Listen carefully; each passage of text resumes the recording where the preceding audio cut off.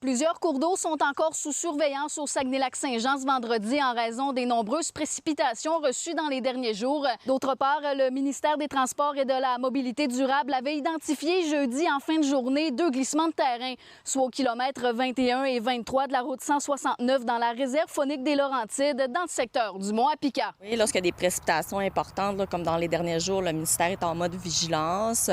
Il a été constaté là, dans la réserve faunique des Laurentides sur la route 169 au kilomètre 21 et 23 des glissements de terrain. Donc, les experts en géotechnique là, se sont déplacés, ont recommandé d'excaver les débris et de venir faire de l'empierrement. C'est ce que le ministère fait à l'heure actuelle. Donc, présentement, il y a une entrave à cette hauteur-là, kilomètre 21-23 de la route 169.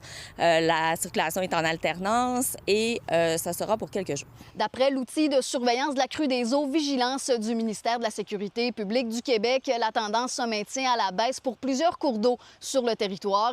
C'est le cas de la rivière Chicoutimi, de la rivière aux Sables à Jonquière et de la rivière Ouiachiouane au lac Saint-Jean.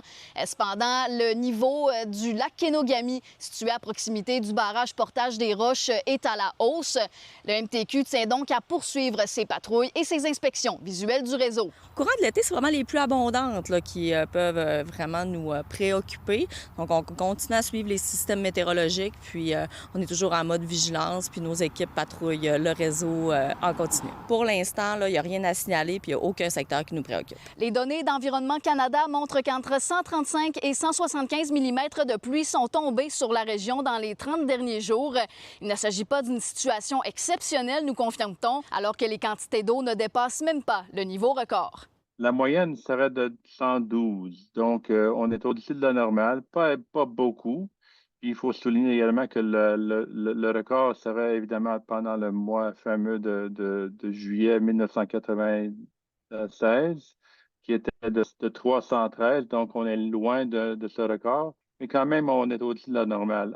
À Roberval, au lac Saint-Jean, on a mesuré 175, donc encore plus du côté du lac Saint-Jean. Le normal, évidemment, c'est qu'il y a certaines années qu'on reçoit plus, d'autres années qu'on reçoit moins. Je dirais pas que c'est alarmant en soi. Ce n'est pas parce que présentement, là, la pluie a cessé que les sols ne sont pas gorgés d'eau.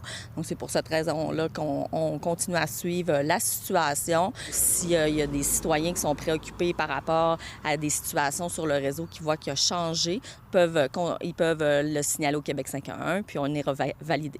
La Ville de Saguenay confirme que les pompiers du service incendie continueront leur patrouille au courant de la fin de semaine dans les secteurs à risque, alors qu'entre 10 et 25 mm de pluie sont à prévoir. À Saguenay, Sarah-Léa Bouchard pour Nouveau Info.